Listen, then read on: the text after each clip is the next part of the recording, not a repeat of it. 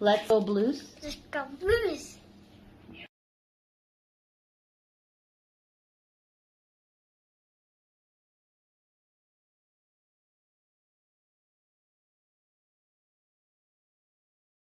Who are you, Blues fan? We're bleeding blue with you. Let's go Blues! Let's go Blues! Let's go Blues!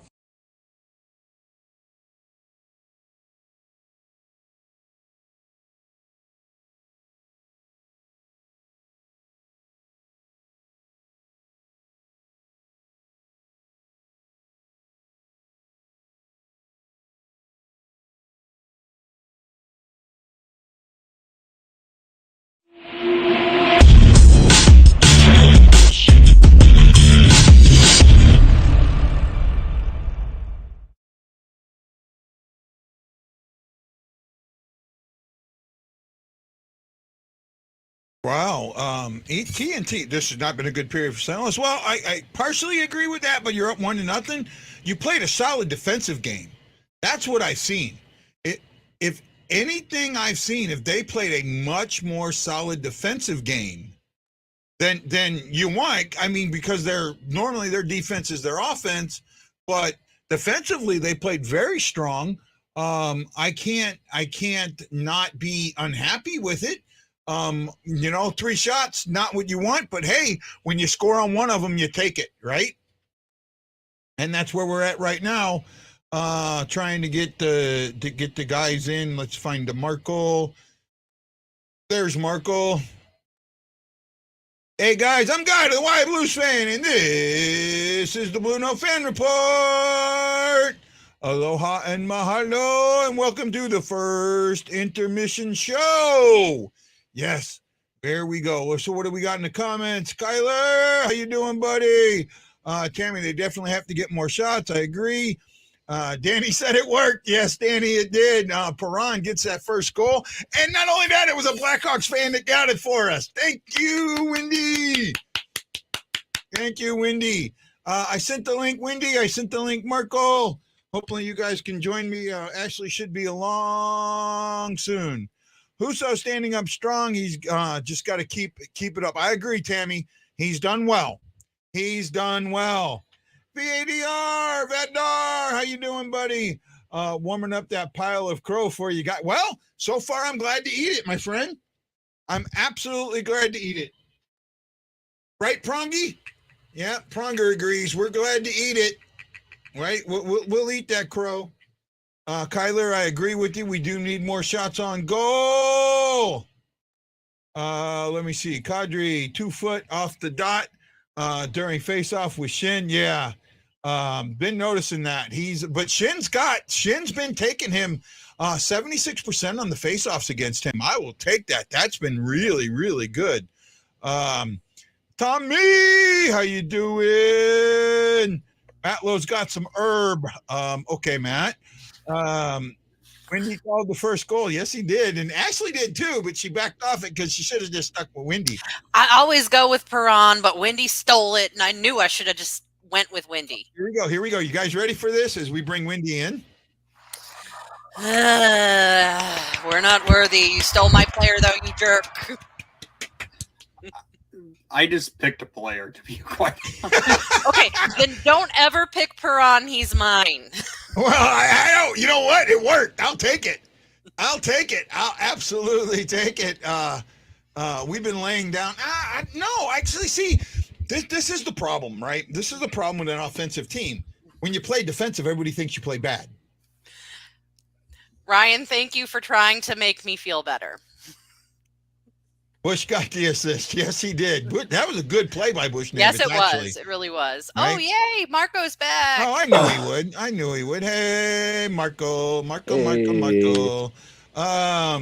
Jeff Horseman. Negative Jeff is here. Bad passes, no speed, turnovers. They're playing defensively.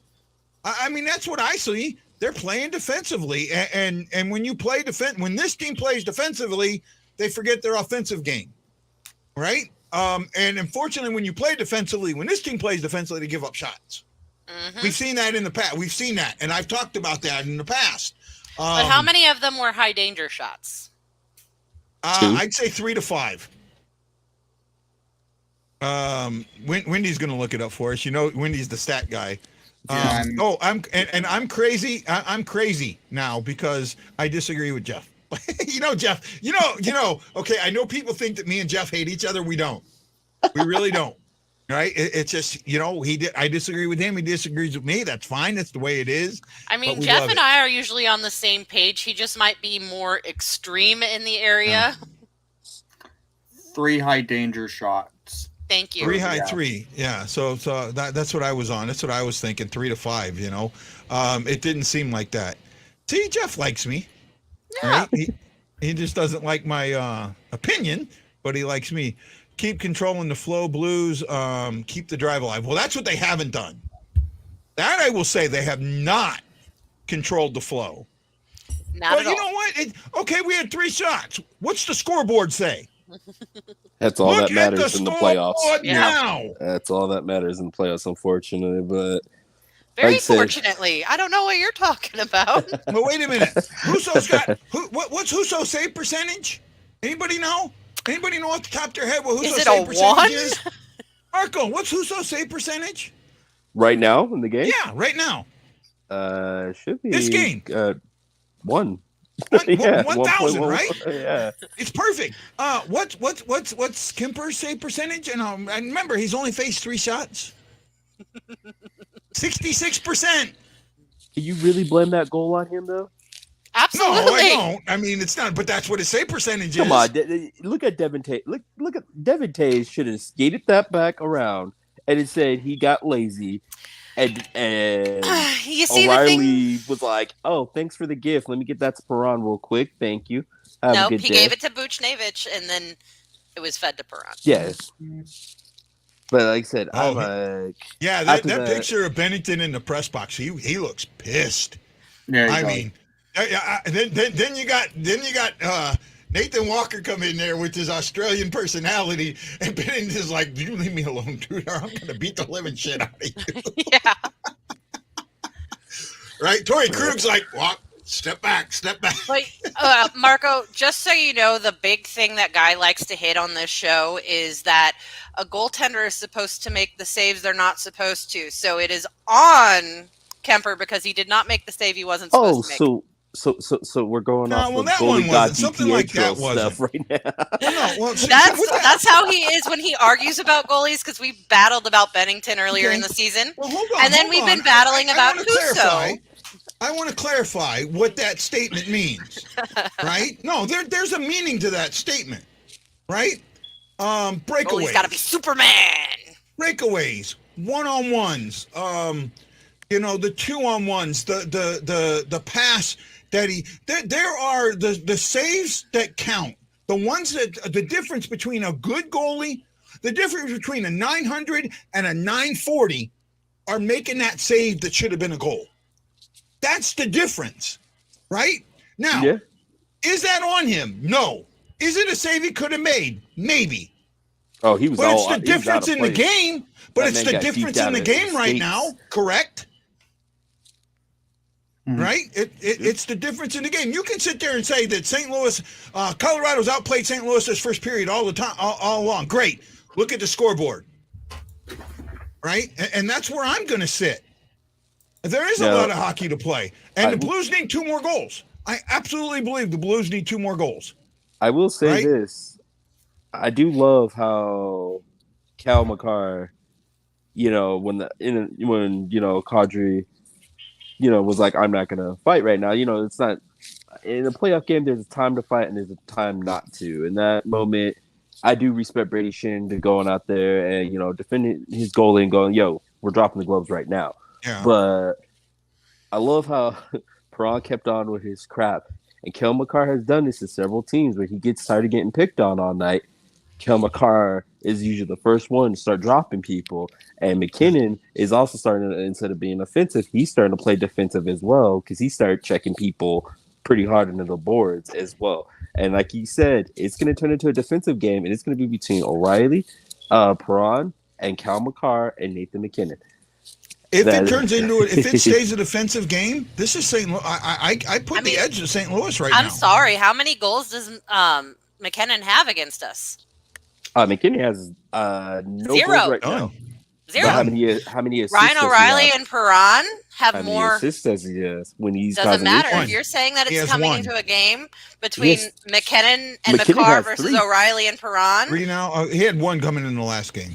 Sorry. Yeah, Ash. McKinnon has McKinnon a has point in 3 every now. playoff game he's played this year. Yeah. he has 3. I'll give him that. However, Perron and O'Reilly are both getting assists and goals. Yeah. Therefore, they're beating the crap out of him in this series. So if you Yeah. say that the game's going to come down between McCarr and McKinnon, O'Reilly and Perron, the Blues have the edge. They have the edge. I would say they have the edge coming down right now because I guess that the Avs came out flat, and I called it. They literally were kind of skating slow. I don't for the know. last, 13 shots isn't coming out flat, and taking 10 shots in the first 7 minutes or 10 minutes those shots isn't don't come flat to until me. those shots don't come until after the 10-minute mark. After we already said, and what happened as soon as that 10-minute mark happened, Avs all of a sudden started peppering Husso with shots. They came first 10 minutes. 100% went to the Blues. The Blues were more about it. The Blues were winning those battles in the boards, and then Devin Taves gave up. That's one of the worst turnovers I've seen in a while from Devin. Well, McCarr had a couple of turnovers in game 2. That was Bushnevich's. That was on Bushnevich more than anything else. Bushnevich got a great pass, right? Bushnevich got in deep. Shin gets that, or not Shin. O'Reilly gets that puck into the corner, and Bushnevich is immediately there and gets the puck out to Perron, who just dances around everybody. And it was a beautiful no-look pass. Yeah. Right? Yeah, because I was sitting there looking at it. Bushnevich, and remember, we talked to, who was it yesterday? Who did we talk to yesterday, Ashley? That the guy that they said looked like Scott Sapp, Luca. Yeah, Luca. I was blanked out. I couldn't even come up with. Yeah, we talked to Luca yesterday, and he talked about Bushnevich having, in New York, they wanted to keep him, but couldn't. I'm telling you, there are, Bushnevich is becoming a star. Right? No, we understand your humor, Matt Lowe. We love you, bud. We do, my friend. And actually, it was me that showed your comments, not Ashley this time. yeah, but I did chuckle at them. Okay. The Rangers are fools for trading Bushnevich for a horrible value. We talked about that. I don't think the value was as bad as people think. It was unfortunate that Blaze got hurt, but yeah. Can I just say, can the Blues stop playing John Cena's theme song? As a pump-up song. John Cena's theme song. The what is it? The My Time Is Now. Or whatever. I like, of all songs to try to pump up your crowd, you're gonna play John Cena's song. Come on. Hey, we'll play whatever song it takes. You know what? I mean, we play Country Roads all the time. We're not West Virginia. Everybody steals that. That's a good song though. That's right. You know what we need to do? maybe if we on the next score we score, we need to play Chelsea as Dagger. Yeah, no one's taking Chelsea Dagger away. We play it because we haven't heard it in the playoffs in so long. Start playing Stacey's mom. Sorry.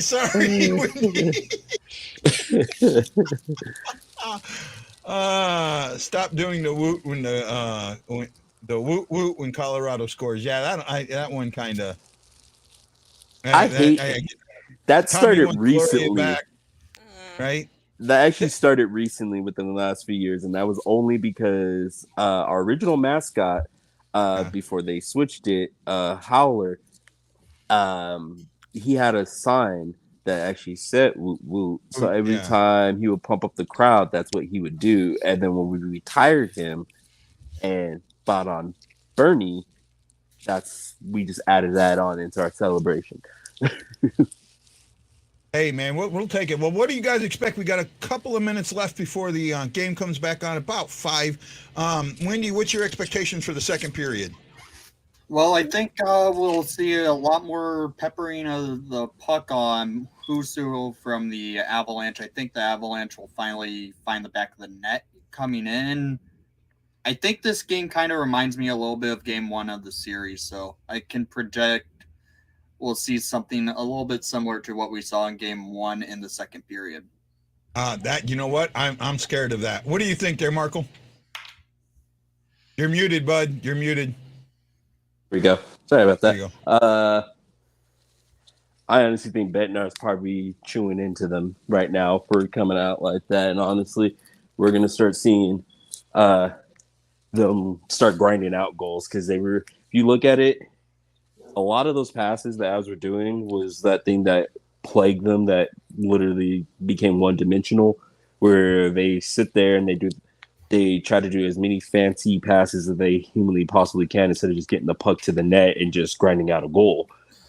I think we're going to start seeing the Avs do that, and then the Blues come back with one. So, the way it's looking, as much as I hate to say this, if the Avs don't get it together, I see the Blues winning this game 3-2. All right, where you at, Ashley? I'm going to go with what Tommy said because I really want to see it. He said Schenn will destroy them all with a dirty goal next period, and I would love to see that. All right. Danny's asking who will score the second goal. We'll talk about that here in a second. For me, I'm concerned that it's game one, but I also see some excerpts of game two. I get that they're not taking shots. They're playing defensive. But in that defensive game, what they're looking for is the offense to come to them. If I think they push the offense instead of waiting for the offense to come push the offense a little bit, you're going to see another quick goal. And I also think you're going to see more shots. I think one of the things that I've noticed with Kemper, if Kemper doesn't get in a game, he seems to give up shots, give up goals. And that's what I think might be happening, is that they're keeping Kemper out of the game to get that dirty goal that they need to get on it. The question is, who scores the next goal? Windy.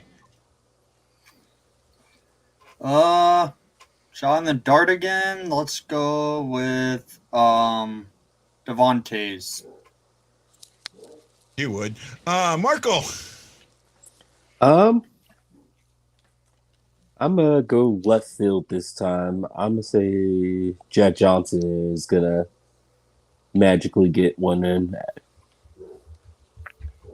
Oh, wow, man. What about you there, Ash? I really do want to see Schenn get that dirty goal, so I'm going to go with Schenn. For me, I think that the next goal ties us up, because that's been other than game two, that's what's happened. The game has been tied. Actually, I think did they tie it in game two? No, game two they went 3-0 before they got one, right? No, 2-0, and then they got one, and it was 3-1, 4-1. I think that it's going to be something like that. I'm going to stick with the idiot I picked in the first round, so hopefully I'm wrong. But I'm going with Kadri.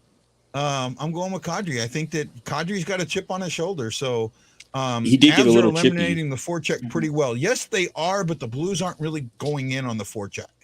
That is something that I've noticed. The Blues aren't really, like, when they're putting that puck in, they're not putting it in deep. They're not trying to get it in deep. They're trying to control. They're trying to get a cycle going, and they haven't yet.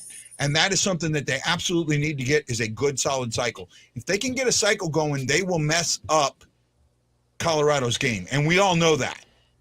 That's what happened in game two. They got that cycle going, and they messed up Colorado's game. So if that happens here, they will do it. Also, what we have not seen from the Blues up to this point in the season, or in the playoffs, has been that second period Blues that we all know and love. And there's a chance, I think that second period Blues could come around now. I'm really feeling it. Right, Marco. What do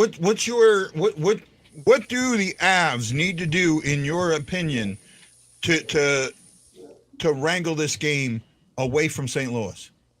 The Avs got to return back to what they were doing in previous games. When St. Louis started getting out of control and getting in places that they shouldn't be, Landeskog's got to step up and start checking bodies. They got to start hitting people and getting those dirty goals. At this point, this series, the whole pretty sniping stuff, it's out the window. It's going to be whoever's going to get nasty in front of that net, and that's what the Avs need to start doing. And if they don't do that, I can tell you right now, it's not going to go well.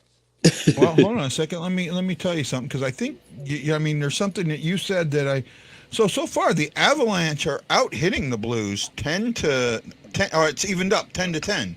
So the hits are there, right? The Avalanche had 15. The Avalanche ended up with 15 shots. Wow, they gave him some more. 8 blocks, 8 were blocked, 6 missed the net. They had 2 giveaways, 5 takeaways. They blocked 3 shots, and they lost the face-off battle 7-12, 37% to 63%. If St. Louis can keep winning the face-off battle, that's going to be important. St. Louis, 3 shots, 3 were blocked, and 1 was missed. Game is back. Have a good one. See you at the second intermission. Aloha.